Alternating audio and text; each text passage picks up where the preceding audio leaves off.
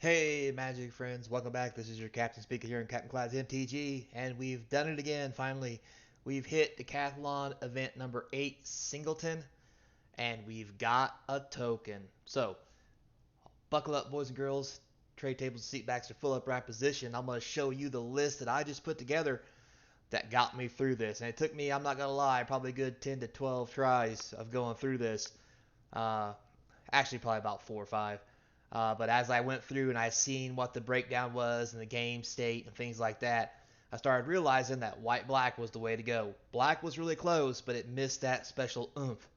So let me go through here and show you what I got. But before I do that, remember, like, subscribe, hit that notification bell, put some comments down below. It feeds the YouTube algorithm, get some more views for the channel. So let's claim the token. Dun dun dun dun.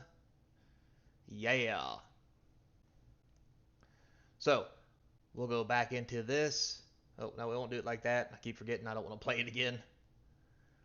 So let's go into our decks here. This one right here. So we played a white-black deck. A little bit of everything, honestly. A lot of it had to deal with some of the new um, alchemy stuff. A lot of learn stuff, believe it or not. So start off with, we had to have lots of removal and stuff. And as we go down the list, I'll start from the cheap and go high. It's Singleton, so I get one of each. So we got a Blood Chief's Thirst. Concealed Curtains was really good. It's a good blocker early. Plus, it becomes a 3/4 that attacks and gets you have the opponent discard, which is very handy in this format. Uh, Cursebound Witch, of course, when it dies, you get to draft. So it's basically a 2-for-1, especially when you have things like Village Rites. Village Rites with Eye Twitch. Everybody knows how great Eye Twitch is. It has Learn. Shambling Ghast, again, another great thing with Village Rites. You can -1/-1. You can mana ramp. Ambitious Farmhand. You may think to yourself, Captain, why would you even play this? Because you need land. And this is a creature you can sack to a Village Rites or something else that gets you land. Feed the Swarm, good universal removal. Helps me kill enchantments along with creatures.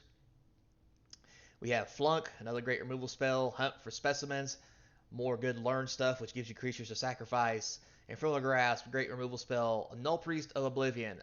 For 6 mana, getting a 2/1 and something out of your graveyard, all for the price of 1, is phenomenal. Right to Oblivion. Here's another reason why I have a lot of stuff that makes 1/1s. And you'll see more of that too when I get into the sideboard that I pull out of my Learn package. The ability to cast this spell twice and exile a permanent just makes white-black so powerful. It's you just can't deny it. Also, there's a sub-theme for dungeon running. To be honest with you, I only used this guy once or twice. He didn't come up very much because I never drew him. But the dungeon run theme in this was very good. So he's actually pretty good. Vanishing Verse, again, exile target mono-colored permanent was very good. Ominous Traveler. So if you don't have one of these, I highly suggest it. I put it in every deck I make, Singleton or not, just because it lets you, for 2 mana, draw more cards. Um, Later in the game, it's a great draw because you play it for 2 and then get something to immediately play and bounce this back to your hand. So you're basically drawing 2 cards a turn. It's pretty sweet. I like this card a lot. Once again, part of the dungeon sub theme is this guy. It's an 0/4, great for blocking, helps me get through the dungeons. The Selfless Paladin, it's really great for the sub theme of dungeon running. Sparring Regime, +1/+1 to an attacking creature, then you get to untap it, plus it has learned when it enters. Very powerful in this set, especially with this. And this thing being able to dungeon run when it comes in and when you attack is phenomenal. Go blank because graveyard hate, you need it. And discard's really good as well. Again, Graveyard Trespasser. This is just one of the best black creatures I've found in recent times. I can't think highly enough. Just because it takes 2 cards to kill it, you're basically 2 for 1ing them. And it gets stuff out of the graveyard. It becomes a 4/4 for 3 if you get a good chance. Plus, it deals damage. It's just phenomenal. Hero's Downfall. Not much more to say about this other than one of the best removal cards in the sets. The Celestis, one of Celestis is phenomenal. This thing to help you draw cards plus mana fix is just nuts.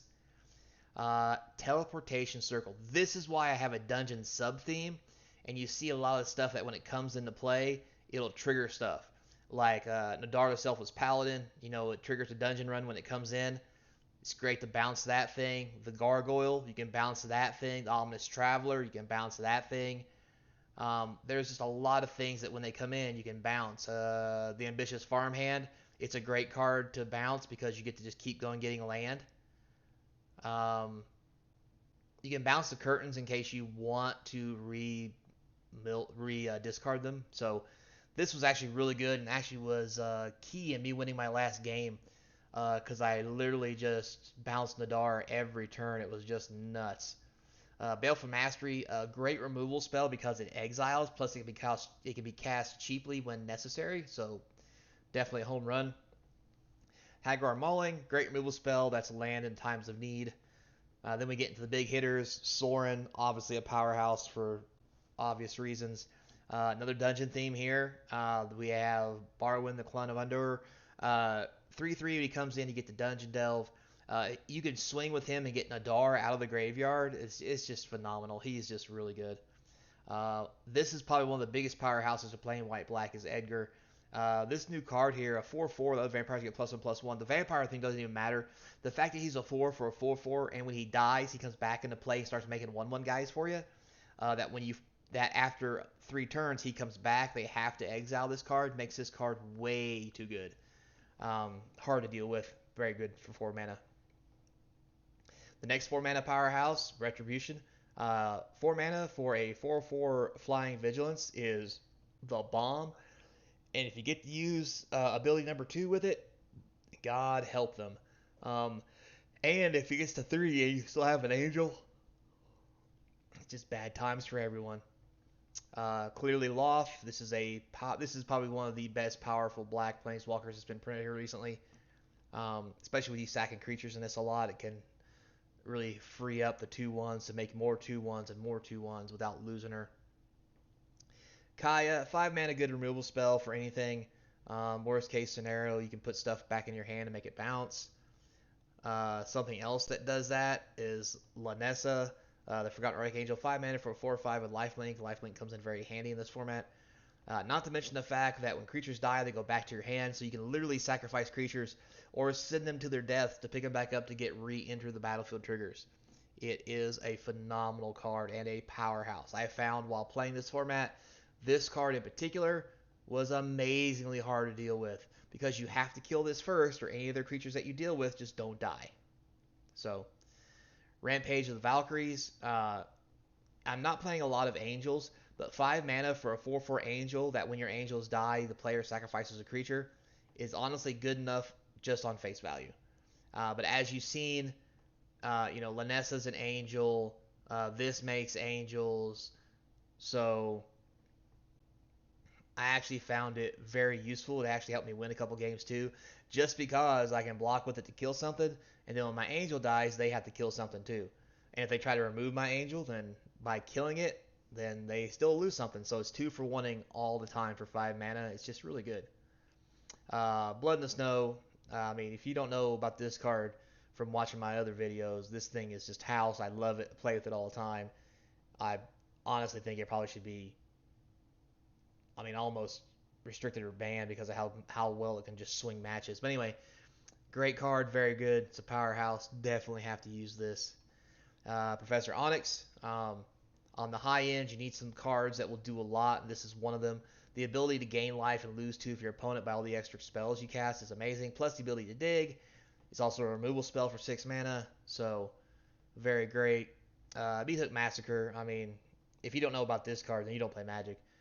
This just kills everything because of -1, because of -X, -X. Great board wipe, plus the ability of they lose a life and you gain a life depending on what creature dies is just phenomenal. Blow Out the Sky, I found this very good. I've cast this for 5, I don't know how many times, to get 3 2/1s with flying, which is phenomenal. I never cast it for more than 6, but the option to have it do a board sweep and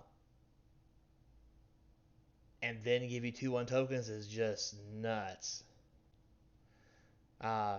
Because it just kills everything. Like, all non-creature, non-land permanents. Like, it's a reverse wrath that you really need. And if nothing else, I mean, 3 mana for a 2/1 flyer is fine, but 4 mana for 2/2/1s is right on par and phenomenal. Once you start getting to 5 and 6 mana, now you're really getting a deal for what mana you're putting into this thing. And then we have the lands, 6 snow plains, 13 snow swamps, 1 pathway, 1 shattered sanctum, and 1 snowfield. Yeah, these two are not snow lands, which can hurt the blood in the snow, but honestly, that's the only card it plays for, so it's not normally been a problem for me. So, with all that said, guys, thanks a lot for watching. I do appreciate it. And now I'm going to try to get in here to see if I can get this historic one going with my 11 hours I have left. And who knows? Maybe I can snag another one so I only need to get 1 token in the next 2 events that come out.